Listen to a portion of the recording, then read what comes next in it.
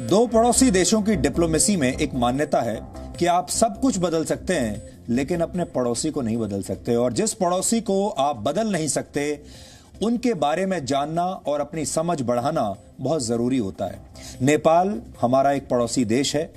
आमतौर पर माना जाता है कि भारत और नेपाल बहुत घनिष्ठ मित्र हैं, और यह बात सही है, घनिष्ठ मित्र रहे हैं, और दोनों देशों की यह मित्रता हजारों वर्षों पुरानी है, जिसके केंद्र में हमारी संस्कृति भी है और हमारा धर्म भी है। लेकिन पिछले कुछ समय में भारत और नेपाल के बीच जो नए नए विवाद हुए हैं, वैसा पिछले 70 वर्षों में कभी नहीं हुआ। नेपाल ने पहले भारत के नक्शे पर आपत्ति जताई, फिर अपना नक्शा रिलीज कर दिया। इसके बाद श्री राम के जन्म स्थान और फिर महात्मा बुद्ध को लेकर ऐसे दावे किए जिससे नए विवादों की शुरुआत होती चली गई। ये बातें तब हुई जब भारत और चीन के बीच गलवान में लगातार तनाव बना हुआ था। इससे भारत के लोगों के मन में यह धारणा बन गई कि भारत और नेपाल की सदियों पुरानी दोस्ती के बीच अब चीन की एक दीवार आकर खड़ी हो गई है। दोनों दोस्तों के रिश्ते में किसी तीसरे देश की वजह से आई समस्याओं को समझने के लिए हम नेपाल की राजधानी काठमांडू गए। वहां हमने भारत और नेपाल संबंधों में वहां के सबसे विवादित दौर में नेपाल के प्रधानमंत्री केपी शर्मा ओली से बात की, क्योंकि हाल के दिनों में जितने भी सारे विवादित बयान आ रहे हैं वो नेपाल के प्रधानमंत्री केपी शर्मा ओली की तरफ से ही आ रहे हैं। इसलिए हमें यह लगा कि केपी शर्मा ओली से सीधे बैठकर, आमने सामने बैठकर बात करनी चाहिए। उनसे पूछना चाहिए कि उन्हें उनके मन में ऐसी कौन सी बात खटक रही है और चीन ने उन्हें ऐसा क्या दे दिया कि वो आजकल बदले बदले से दिखते हैं। इसलिए अब आप इस इंटरव्यू को बहुत ध्यान से देखिए। ये हमने काठमांडू में उनके घर पर रिकॉर्ड किया है, और इस इंटरव्यू के दौरान हमने जानने की कोशिश की कि ओली के मन में क्या है, और आपके मन में केपी शर्मा ओली को लेकर जितने भी सवाल हो सकते थे या हो सकते हैं, वो सब हमने इस इंटरव्यू में उनसे पूछे हैं। नमस्कार, इस समय हमारे साथ नेपाल के प्रधानमंत्री केपी शर्मा ओली जी हैं, और भारत में और नेपाल में दोनों जगह आम लोगों के बीच में भी भारत और नेपाल के संबंधों के बारे में लगातार बातचीत होती है, और ख़ास तौर पर भारत के लोग इस समय ज़रूर ये चाहेंगे कि वो ओली जी की बात सुने। तो ओली जी, आपका बहुत बहुत स्वागत है और बहुत बहुत शुक्रिया हमें ये समय देने के लिए।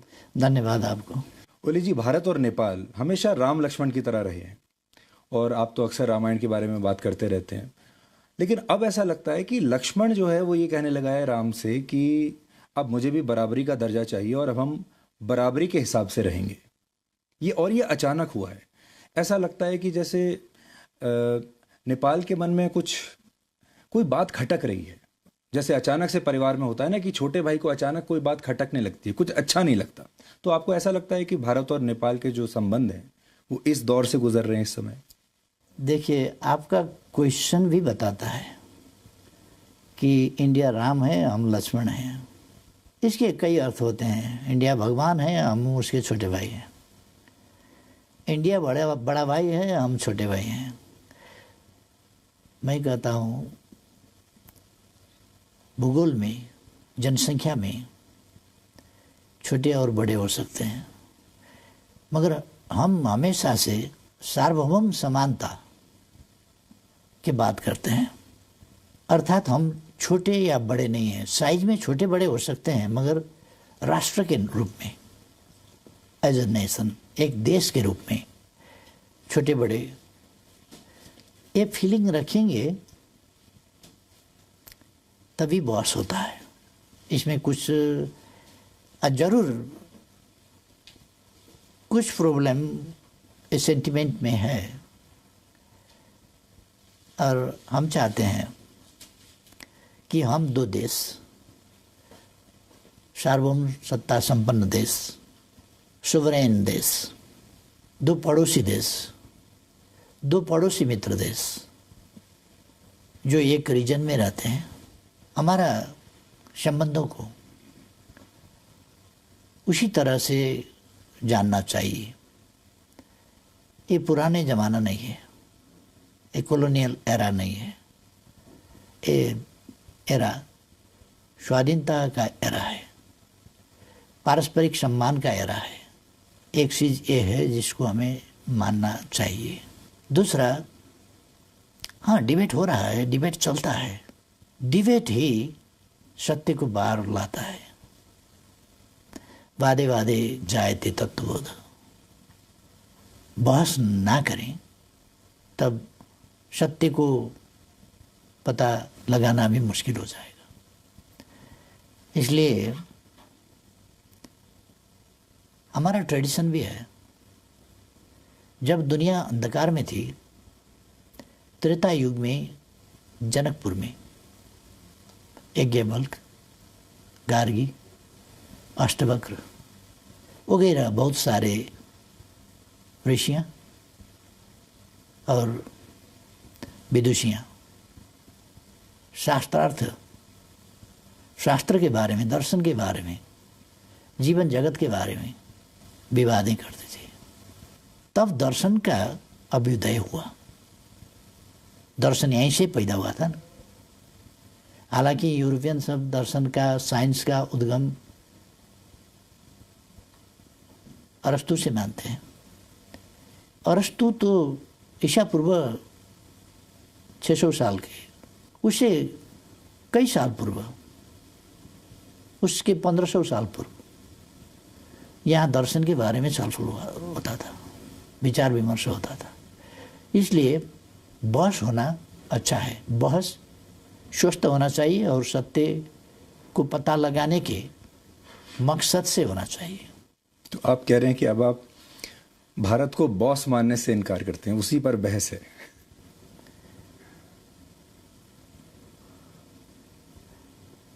अब भारत अगर कल समझता होगा, आज भारत अपने को बॉस नहीं समझता, इसलिए उस पर बॉस का। और आपको लगता है कि बॉस नहीं समझता लेकिन बड़ा भाई समझता है? और हमारे संस्कारों में तो बड़े छोटे का हमेशा जो प्रेम बना रहता है। देखिए, आप 68 साल के हैं, मोदी जी 70 साल के हैं, तो ऐसे भी आपके बड़े भाई हुए, तो आप भी कभी भी फोन उठाकर उनसे सीधे बात कर सकते हैं। व्यक्तिगत तौर से, हाँ, व्यक्तिगत तौर से वो हमसे बड़े हैं उम्र के हिसाब से। जब हम दो प्राइम मिनिस्टर बैठेंगे तो दो प्राइम मिनिस्टर बैठेंगे, बड़ा प्राइम मिनिस्टर, छोटा प्राइम मिनिस्टर नहीं, दो सोवरेन कंट्री के प्राइम मिनिस्टर्स बैठेंगे। वहाँ कई देश के प्राइम मिनिस्टर, प्रेसिडेंट्स बहुत छोटे उम्र के हैं, अभी बहुत छोटे उम्र के। जब हम पॉलिटिक्स में लगे तब वो पैदा भी नहीं हुए थे। बिल्कुल ऐसे छोटे उम्र के हैं, फिर भी प्रेसिडेंट हैं। बड़े राष्ट्र के हों, छोटे राष्ट्र के हों, प्रेसिडेंट हैं। हर प्रेसिडेंट के साथ उनका बराबरी का रिश्ता होगा, प्राइम मिनिस्टर का बराबरी का रिश्ता होगा, हेड ऑफ द गवर्नमेंट के वजह से हिसाब से। इसमें मोदी जी को कोई एतराज़ नहीं है। मोदी जी बराबरी की हैसियत से संबंध बनाने में उनको कोई एतराज़ नहीं है। मगर मेरे बातों को लेकर कि मोदी जी का बराबरी का प्राइम मिनिस्टर हूँ बोला, इसको बुरा मानने वाले बहुत लोग हैं। तो मैं क्या करूं? मैं हर आदमी के उनके बातों के पीछे तो नहीं जा सकता। मैं देशों का बात कर रहा हूं, व्यक्ति का बात नहीं। इस समय नेपाल कई बार ऐसा लगता है कि भारत और चीन के बीच में फंस गया है। एक तरफ चीन है, एक तरफ भारत है, और दोनों को खुश रखना है, दोनों को प्रसन्न रखना है, और ये दोनों देश आपस में बात नहीं कर रहे हैं इस समय। तो दोनों देशों की आपके साथ ये एक्सपेक्टेशन है कि आप उनके साथ रहेंगे, तो आपको भी कभी ये एक डिप्लोमेटिक डिस्कम्फर्ट होता है दोनों के बीच में एक इक्वेशन बनाकर चलने का? एक चीज़ है, दोनों हमारे पड़ोसी हैं और पड़ोसी को बदला नहीं जा सकता। ये आकार में, जनसंख्या में, डेवलपमेंट में आगे हैं दोनों। हमारे लिए ये खुशी की बात है कि हम अगर प्रोडक्शन कर पाए तो ये बड़े मार्केट्स हैं। अब प्रोडक्शन नहीं कर पाए तो उनका उत्पादन हमको कंज्यूम करना पड़ेगा। नहीं करेंगे तो क्या होगा? हम चाहते हैं जो हमारा असमानता है वो इस चीज़ पर है, व्यापार में असमानता है, प्रोडक्शन में असमानता है, असंतुलन है। इस असंतुलन को मिटाना चाहिए। दो फर्क political systems, economic and social system also, इसमें भी कुछ भिन्नताएं हैं। ऐसे पड़ोसियों के बीच में हम हैं और हम बिल्कुल संतुलित संबंध दोनों से रखना चाहते हैं। एक का कार्ड दूसरा से खेलेंगे ऐसा नहीं है, नहीं खेलेंगे। ये खेलने से किसी का भी भलाई नहीं होगा। आप से हम कुछ बात करेंगे, कार्ड प्ले करेंगे, दूसरा से कार्ड प्ले करेंगे, तीसरा दिन पता चल जाएगा। इसलिए ये कार्ड प्ले करने का और छकाने का तरीका बिल्कुल छोड़ देना चाहिए। हम इस शैली में नहीं जाएंगे। जी, लेकिन मैं आपको भारत के लोगों का सेंटिमेंट बताना चाहता हूँ। चीन के साथ हमारा गलवान के ऊपर विवाद हुआ, लद्दाख के ऊपर विवाद हुआ, फिर बातचीत बंद हो गई, लगातार वो चल रहा है। जैसे ही वो हुआ, अचानक आपने काला पानी के बारे में स्टेटमेंट दे दिया, आपने भी नक्शा बदल दिया और लोगों को ये लगने लगा कि ये सब कुछ एक साथ क्यों हो रहा है, अचानक क्यों हो रहा है। और लोगों को ये लगा, भारत के लोगों को, कि नेपाल जो है इस समय, नेपाल को तो चीन के खिलाफ कोई स्टेटमेंट देना चाहिए था। जैसा कि देखिए, भारत को बहुत समर्थन मिला बाकी देशों से, अमेरिका से मिला, फ्रांस से मिला, बाकी लोगों से भी, जो लोगों ने कहा कि इस तरह का वायलेशन एलएसी का नहीं होना चाहिए। लेकिन नेपाल ने नहीं दिया, बल्कि नेपाल ने कहा कि अब मुझे भी मेरी टेरिटरी चाहिए। आपकी बात जरा भटकाने वाली है, बुरा मत मानिएगा, क्योंकि गलवान से हमारा लेना देना कुछ नहीं है। आपको मैं समझाऊं, दिल्ली ने 8वां एडिशन अपना मैप पब्लिश करवाया। कश्मीर और लद्दाख का बात था, वहीं पर सीमित रहता हो जाता। फिर नेपाल का टेरिटरी, उसमें नेपाल का टेरिटरी को शामिल करने का कोई ज़रूरत नहीं था। हमने उस नक्शे के ऊपर डिप्लोमेटिक नोट भेजा, वार्ता का प्रस्ताव रखा और वार्ता के जरिए यहाँ पर मिसअंडरस्टैंडिंग नहीं होना चाहिए, इसको समाधान करना चाहिए। आप लोगों ने जो 8वां एडिशन छपवाया, ये ठीक नहीं हुआ, ये हमने बोला, उसका कोई पॉजिटिव रेस्पॉन्स भी नहीं हुआ। अब गलवान से हमारा क्या लेना देना है? आप नक्शा छपवाते हैं उसी वक्त, तो हमको लिखना पड़ा कि ये नहीं करना चाहिए था जी। और फिर रास्ता बनवाया गया हमारे टेरिटरी पर और इनागुरेशन किया गया, उद्घाटन। हमने फिर डिप्लोमेटिक नोट लिखा, रिक्वेस्ट किया, बातचीत किया जाए, ये ठीक नहीं हुआ। गलवान से क्या लेना देना है?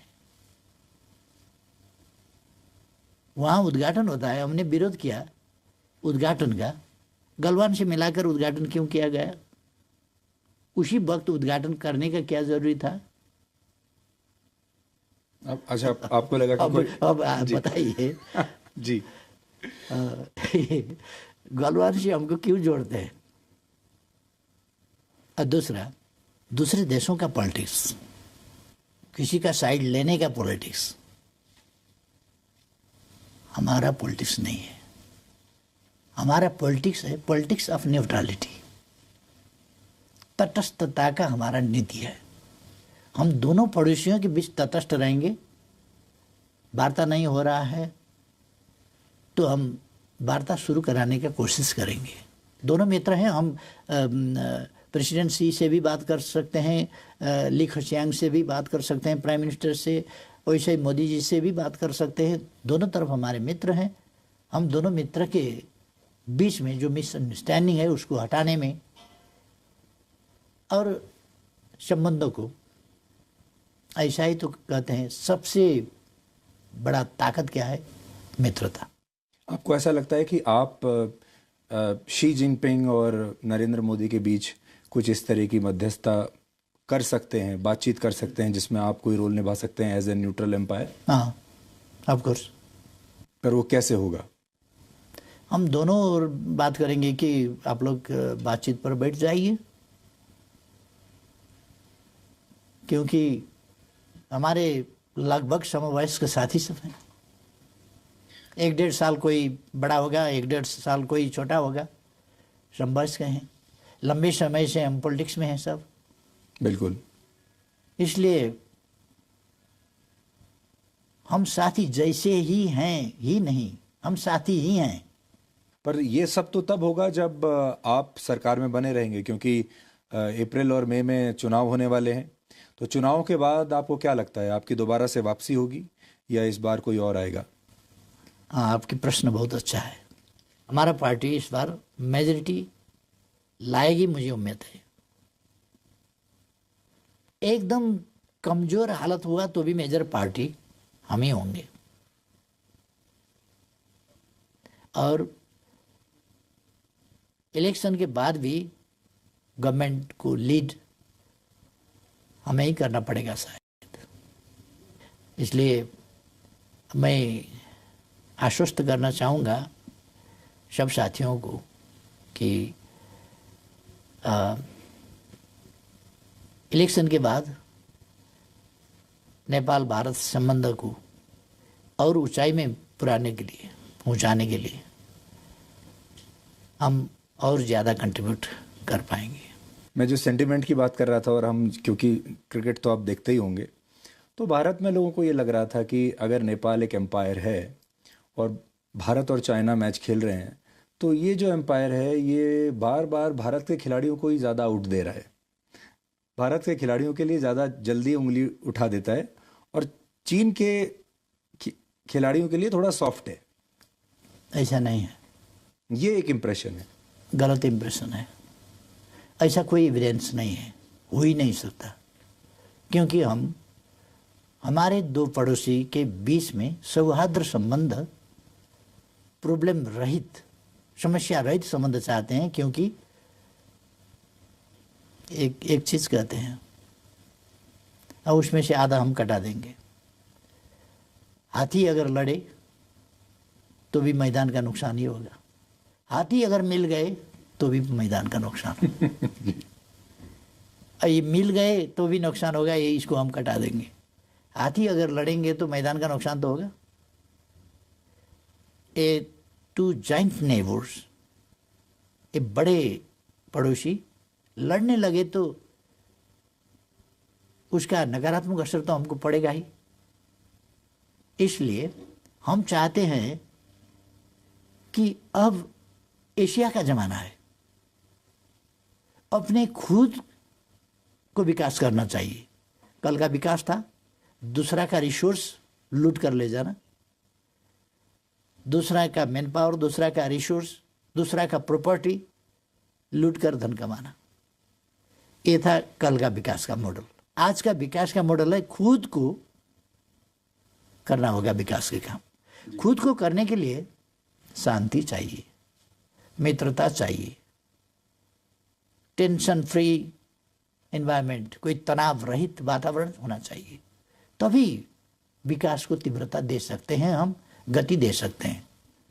इसलिए अपने देश के अंदर में हो या पड़ोस में हो, पड़ोसी से हो या अपने अंदर हो, शांति हो तो हम विकास को गति दे सकते हैं। शांति नहीं है तो उस पर हमको ज़्यादा ध्यान रखना पड़ेगा, ज़्यादा खर्च करना पड़ेगा। अननेसेसरीली विकास का जो प्रयास है और विकास के जो रिसोर्स हैं उसको शांति मेंटेन करने के ओर हमको खर्चा करना पड़ेगा। इसलिए वो हमारे लिए, हमारे विकास के प्रयासों के लिए नुकसानदायी होगा। इसलिए हम चाहते हैं कि हमारे पड़ोसी में अच्छा संबंध हो, विश्वास का वातावरण हो, भरोसा योग्य मित्र बने, कि एक अर्का पर संदेह हो, हम आप मित्र हैं मगर संदेह है आपके ऊपर, साथ में सोए हैं, नींद नहीं आएगी, क्योंकि नींद आ जाएगी, मैं सो जाऊं तो मित्र क्या करेगा, मित्र के नाम में बड़ा बड़ा खतरनाक आदमी मेरे पास में सोने का बहाना कर रहा है, खतरा है, तो नींद नहीं आएगी। आपको किसके साथ अच्छी नींद आ रही है आजकल? आजकल का बात नहीं, नेपाल जो चीन या भारत? नेपाल जो अस्तित्व में है वो संतुलित नीति के साथ, न्यूट्रलिटी, ये तटस्थता की नीति के साथ किसी का पक्ष नहीं लेना, फिलहाल ये अच्छा नहीं लग सकता है। फिलहाल हमारा साइड क्यों नहीं लिया, हमारे पक्ष में क्यों नहीं बोला, हाँ ताकत लगाओ, हमको क्यों नहीं बोला, वोटिंग क्यों नहीं किया, ये हो सकता है फिलहाल के लिए। मगर अगर आप उसका दीर्घकाल का नतीजा देखें तो हमारा न्यूट्रलिटी, हम किसी भी पड़ोसी के खिलाफ हमारा जमीन, हमारा आकाश इस्तेमाल करने नहीं देंगे किसी को भी। सबके लिए ये एक प्रतिरक्षा वाल हो गया ना जी। तो इसलिए हम चाहते हैं हमारे पड़ोसी आराम से अपने अपने विकास के काम में लगे, परस्पर में सहयोग करें, अपने रिसर्च, वैज्ञानिक अनुसंधान, अपने अपने डेवलप टेक्नोलॉजी शेयर करें। और ये ज़माना है एशिया का, अब ज़माना है एशिया का, जहाँ से वास्तव में सिविलाइजेशन शुरू हुआ। और ये जो हमारे दो पड़ोसी महान देश हैं, इनका गौरवपूर्ण इतिहास है, इनका भूगोल, इनका सिविलाइजेशन, इनका पॉपुलेशन, इनका हिस्ट्री ग्लोरियस है। मगर यहाँ के शासकों की कमियाँ और खासतौर से साइंस एंड टेक्नोलॉजी का शुरू में जो विकास हुआ वो हमारे खिलाफ इस्तेमाल हुआ, एशिया के खिलाफ इस्तेमाल हुआ। इंजन बना हमारे खिलाफ, स्टीमर बने हमारे खिलाफ, वेपन्स बने हमारे खिलाफ। ये तो टेक्नोलॉजी का विकास था, दुनिया के मानव जाति के लिए होना चाहिए था। हम भी साथ ही साथ आगे बढ़ते, मगर साइंस एंड टेक्नोलॉजी को, विज्ञान प्रविधि को हमारे खिलाफ इस्तेमाल किया गया। इसलिए भारत जैसा देश क्या कमी था कि गरीब रहा, हिमालय से हिंद महासागर तक क्या कमी था, हिमालय से चमोलंगमा से पैसिफिक तक क्या कमी था चीन में? क्या पॉपुलेशन नहीं था काम करने के लिए? ओल्ड एज पॉपुलेशन था? ऐसा नहीं था। यंग पॉपुलेशन, जवान जनसंख्या, जनसांख्यिक लाभ दोनों को था। क्यों? इसलिए कि साइंस एंड टेक्नोलॉजी का जो विकास हुआ वो इनके खिलाफ प्रयोग किया गया। और दूसरे पड़ोस के ऐसे ही हमारे यहाँ हम तो उपनिवेश कभी नहीं बने, मगर उपनिवेश नहीं बने, गरीब तो बन गए। गरीब तो रहना ही पड़ा हमको, क्योंकि उसका जो असर है वो तो हमको भी पड़ा। इसलिए अब वो जमाना गया। मैं अभी काठमांडू में जब घूम रहा था, लोगों से मिल रहा था, तो एकदम ऐसा लगा जैसे भारत में ही हूँ। ऐसा लगा ही नहीं कि कहीं बाहर किसी दूसरे देश में है। कल्चर, संस्कार, सब कुछ भारत जैसा है। भाषा, और भारत में तो कहते ही हैं कि रोटी और बेटी का रिश्ता है नेपाल के साथ। आपको ऐसा लगता है कभी कि यह रिश्ता आपका कभी चीन के साथ भी हो सकता है? ये जो भारत के साथ जो विशेष रिश्ता है, स्पेशल है, ये कभी चीन के साथ भी हो सकता है? चीन के साथ भी कभी आपके पोरस बॉर्डर्स हो सकते हैं कि कोई भी नेपाली जाके कभी भी चीन में काम कर पाए, कभी भी जाके चीन में शादी कर ले। चीन इन्वेस्टमेंट के लिए अच्छा हो सकता है, उसके पास पैसा हो सकता है, बट आपको कभी ऐसा लगता है भविष्य में चीन के साथ भी ऐसे आपके संबंध हों, या ये भारत के साथ ही संभवता हो? जो एक बार हो गया वो हो गया, शायद आज वैसा भी ना हो पाता। देखिए, मैंने इससे पहले का इंटरव्यू में बोला कि मैं नेपाल के बारे में ही बोल नहीं रहा हूँ। जब मैं हमारे सभ्यता का, हमारे इतिहास का बात करता हूँ, हमारे पूर्वजों का बात करता हूँ, हमारे ऋषियों का बात करता हूँ, संतों का बात करता हूँ, तो हम उत्तराखंड, ये हिमवत खंड का बात करता हूँ। हिमवत खंड दुनिया का ऐसा जगह है, ये प्रकृति का अनुपम सौंदर्य ही नहीं, ये खनिजों का खानी भी है। यहाँ का हवा पानी ऐसा है कि यहाँ के लोग ऋषि महर्षि विद्वान बन जाएंगे। मैंने कहा कुछ पहले भी कि हमारे यहाँ 3000 साल से पहले शल्य क्रिया, चिकित्सा शास्त्र का विकास हुआ था। चिकित्सा शास्त्र का इसका प्रमाण है अभी भी चरक संहिता में हम देख सकते हैं। हम शल्य क्रिया का विकास देख सकते हैं सुश्रुत संहिता में 3000 साल से पहले। बाकी दुनिया तो अंधकार में था।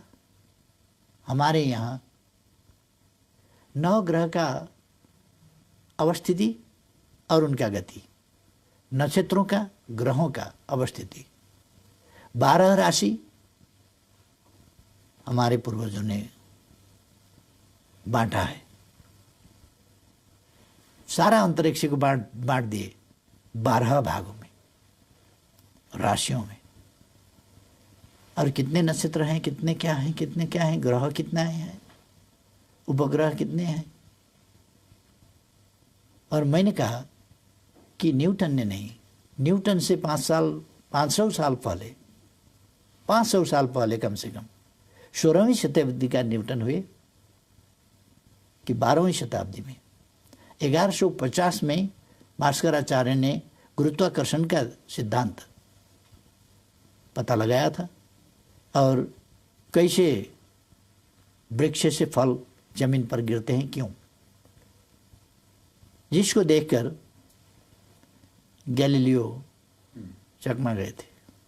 न्यूटन वगैरह को बहुत खोज करना पड़ा था, क्योंकि हमारा जो नॉलेज था वो विस्तार का अवसर नहीं मिला, उसको रोका गया। नालंदा क्यों जलाया गया था आपको पता है? नालंदा जलाया गया इसलिए एक सम्राट ने बीमार होने से बोला कि हमको बीमार से छुटकारा पाना है, मगर तुम्हारा औषधि हम नहीं लेंगे, धर्म के हिसाब से हम नहीं लेंगे तुम्हारा औषधि, हमको ठीक करना है आपको। तो नालंदा के ऋषियों ने, मतलब प्रोफेसरों ने आइडिया लगाया कि उनको एक मोटा सा किताब दे दी और कहे कि इसके पाने उल्टाते रहो, पाने उलटते रहो, उलटते रहो। 2-4 रोज पाने उलटते रहे, ठीक हो गए। आश्चर्य से उनसे पूछा कि हम कैसे ठीक हो गए, क्या राज है? तो उन्होंने बताया कि आपको पाने पलटाते वक्त ऐसा करना पड़ा था, क्योंकि पाने ऐसे नहीं पलटते, उसको कुछ ऐसा गिला करना होता है। तो आप उंगली जीभ पर ले जा रहे थे पटक पटक और पाने पलटा रहे थे। वो पाने में औषधि लगाया गया था, तो वो औषधि ऐसे करके आप ले रहे थे, उससे कुछ दिन में आपको ठीक कर दिया। वो इतना डेवलप है, ये तो खतरनाक बात हुआ। हमारा धर्म कैसे आगे जाएगा? इसको तो नष्ट करना पड़ेगा, आग लगा दो इसको। 9 लाख पुस्तकें वहाँ लाइब्रेरी में महीनों तक आग बुझे नहीं थी वहाँ। 4 साल तक। मतलब हमारे पूर्वज तब भी ऐसे थे और हमारा मेडिसिन ऐसा इफेक्टिव था। वो धरती का हम बात कर रहे हैं, धरती का इस भूखंड का बात कर रहे हैं जिसको हमें समझना चाहिए। और आपने जो पूछा, इन सब बातों से उलझना हमें नहीं चाहिए। ये उलझने की बात है। ब्रॉड माइंडेड होना चाहिए और ब्रॉड माइंड के साथ हमें आगे बढ़ना चाहिए। आगे बढ़ना, कहाँ पर छिद्र है हमको देखना नहीं है, छिद्र में उंगली डालकर बढ़ाना नहीं है, छिद्र हमको ढूंढना नहीं है, अगर सामने आया निपटाना है, आगे बढ़ना है। तरीका हमारा ये होना चाहिए। इसलिए हम भारतीय भाइयों और बहनों को रिक्वेस्ट कर रहा हूं कि हमें कोई असमझदारी रखने की कोई ज़रूरत नहीं है। हम दो पड़ोसी देश हैं, आकार में छोटे बड़े हैं, मगर राष्ट्र की हैसियत से बराबर है। और इस समता के भाव से हमें आगे बढ़ना चाहिए। पिछले कुछ महीनों से जब हम आपको लगातार ऑब्जर्व कर रहे थे तो हमने ये भी देखा कि आप एक प्रधानमंत्री तो हैं, नेता भी हैं, लेकिन आपके अंदर एक हिस्ट्री का प्रोफेसर भी है, एक दर्शन का प्रोफेसर भी है। और हाल के दिनों में आपने जितने लॉजिक्स निकाले, चाहे वो काला पानी, वो भी आपने हिस्ट्री में से निकाला, वो पूरा नक्शे की बात। रामायण के बारे में आपने कहा, वो भी आपने पूरा माइथोलॉजी से और हिस्ट्री से ही निकाला। तो बहुत सारी चीज़ें आप आजकल निकाल रहे हैं। तो कई बार मुझे लगता है कि भारत के जो नेता हैं या सरकार है, उसको एक प्रधानमंत्री और सरकार से नहीं, एक हिस्ट्री के प्रोफेसर से भी डील करना पड़ेगा। तो इसलिए हिस्ट्री, एक आपके साथ शायद हिस्ट्री पर भी वाद विवाद करने की ज़रूरत पड़े। हाँ, अगर जेएनयू कुछ ऐसा डिबेट ऑर्गेनाइज करेगा तो भी ठीक होगा कि हम, हाँ, भारत में बहुत सारे विद्वान हैं, मगर जो प्रचार प्रसार होना चाहिए उनके विचारों का, उनका खोज का, उनके अनुसंधान का, और जो हमारे ग्रंथें हैं, हमारे रचनाएं हैं पूर्वजों के और आविष्कार हैं। हमारे पूर्वज ऐसे इनोवेटिव थे और ऐसे रिसर्चर थे जिन्होंने कोई ऐसा पौधे का, पेड़ों का पत्ता नहीं छोड़ा होगा जिसको सीखा नहीं किया होगा। आपने ये भी देखा होगा कि भारत में 2014 के बाद, जब से प्रधानमंत्री नरेंद्र मोदी बने, एक राष्ट्रवाद की लहर आई है, एक नया अलग माहौल बना है।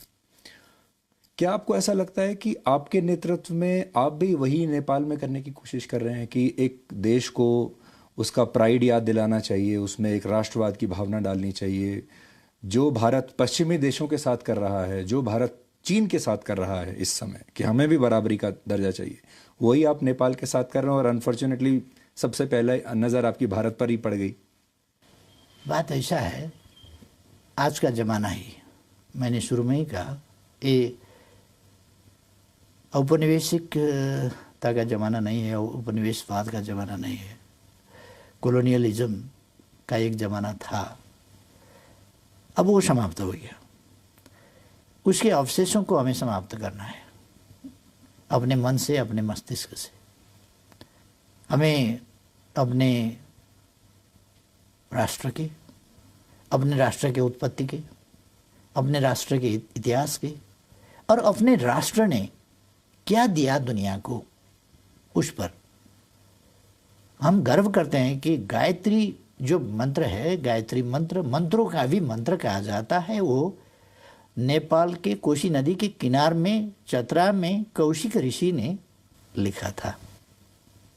मंत्रों का मंत्र, सर्वोच्च मंत्र गायत्री मंत्र कौशिक ऋषि ने कोशी के किनार में लिखा था।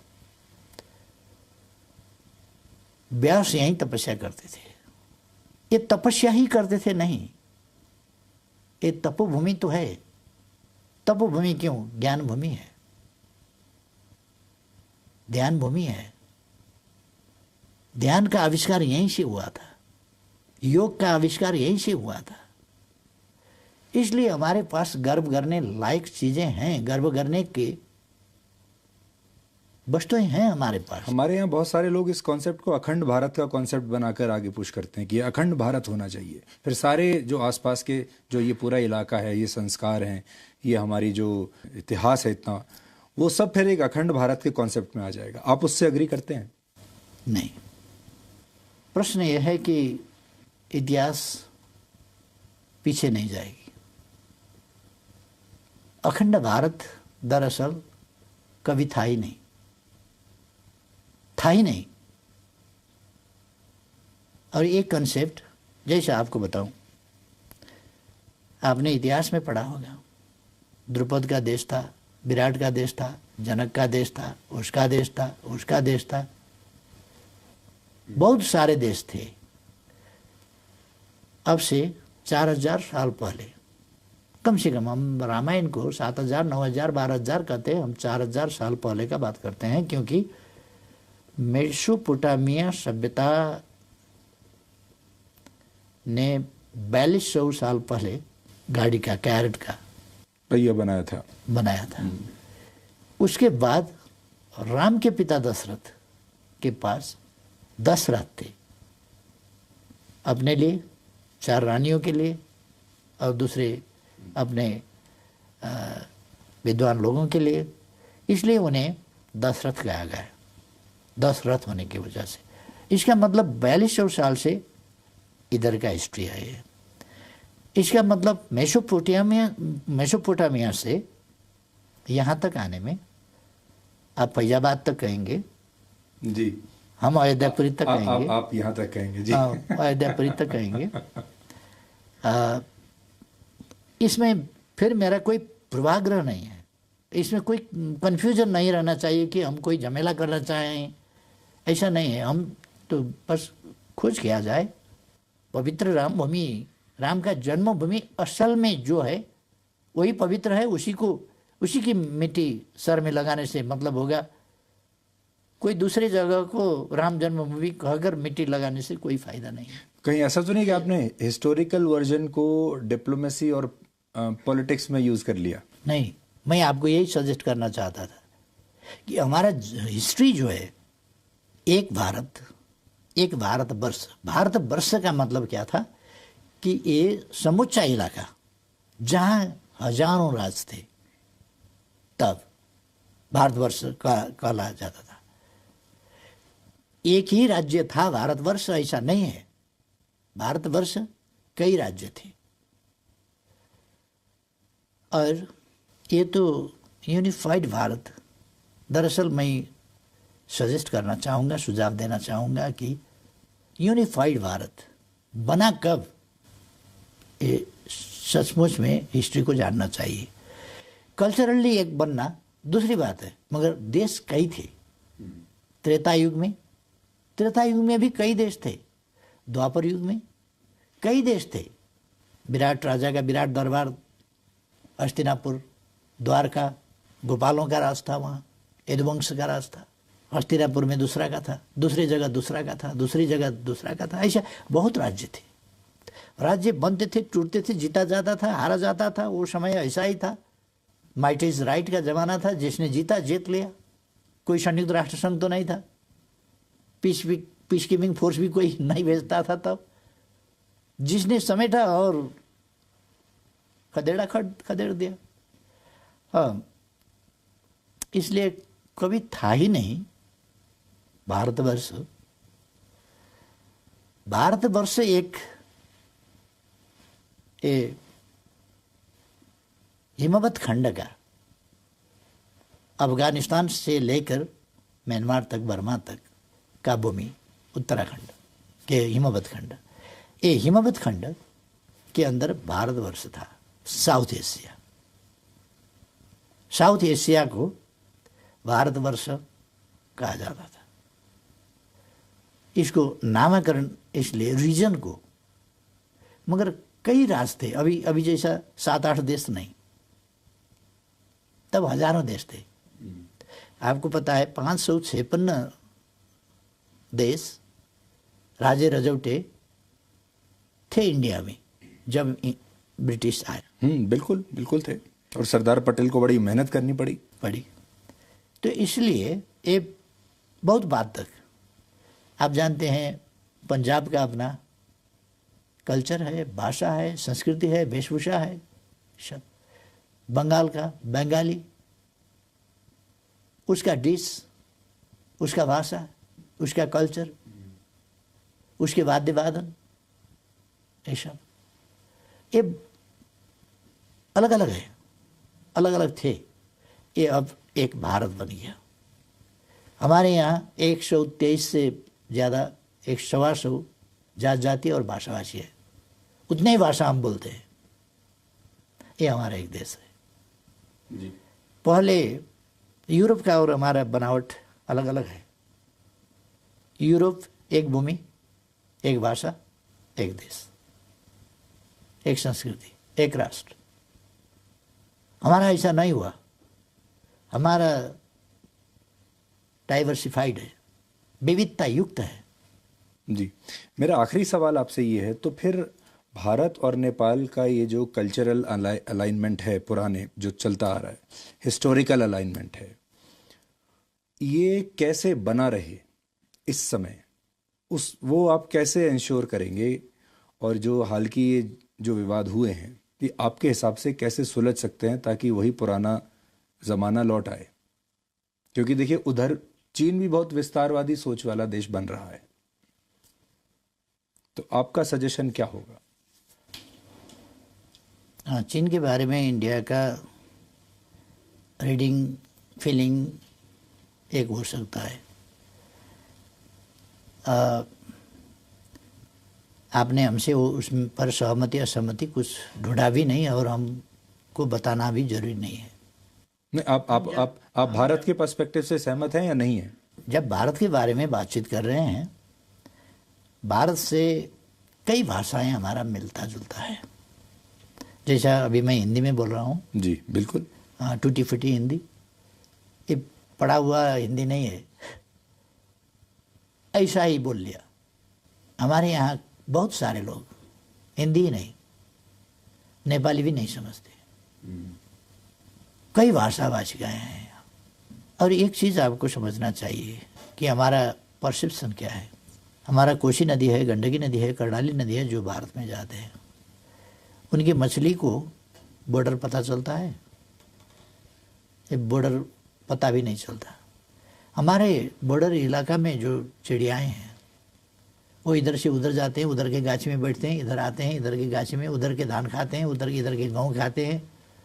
इनको बॉर्डर का पता नहीं है। पर उनको अब नया ये नक्शा दिखाना पड़ेगा आपका? इसको मानना पड़ेगा। उनको नक्शा दिखाने का जरूरत नहीं है। नक्शा हम आपको हेरना होगा, देखना होगा कि असलियत क्या है। अब इसमें हमको ये चाहिए कि हम दरअसल सच्चाई को कबूल करें, तथ्यों को मानें और फीलिंग को समझें। ये जरूरी है। फीलिंग को आधारहीन फीलिंग को नहीं, सच्चाई पर आधारित, तथ्यों पर आधारित, प्रमाणों पर आधारित फीलिंग्स, उनको समझना चाहिए। इसलिए इंडिया ने नक्शा छापा नहीं है। इंडिया ने तो नक्शा छापा है अपना देश का। तो हर देश अपने नक्शा छापते हैं ना, अपने टेरिटोरी को समेट कर छापते हैं ना। विवाद है तो नहीं, नक्शा नहीं छापते। अब पाकिस्तान के साथ आपका विवाद हो गया, आप नक्शा तो छापते हैं, अपना टेरिटोरी जो मानते हैं आप उसको मानकर। पाकिस्तान जो अपना टेरिटोरी मानता है उसको मानकर फिर छापता है। जब जिस दिन वो विवाद निपटारा हो जाएगा, एक ही प्रकार का नक्शा बनेगा। हाँ, ये है बॉर्डर। अगर चीन ने ऐसा किया होता तो आप चीन के साथ भी ऐसे ही करते? मैं आपको ये बताऊं कि हम सोवरेनिटी के, टेरिटोरियल इंटीग्रिटी के सवाल में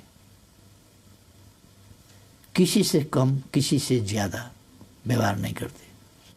किसी ने ऑक्युपाई किया तो अच्छा हुआ, किसी ने ऑक्युपाई किया तो अच्छा नहीं हुआ।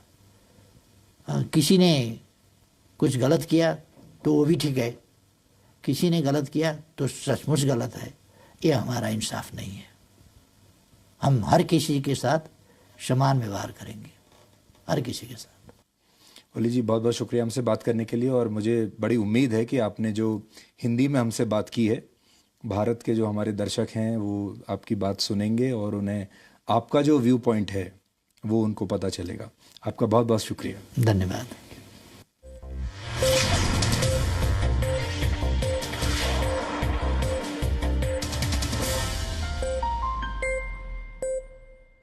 Presenting B News app, available on Google Play and App Store. Download it now.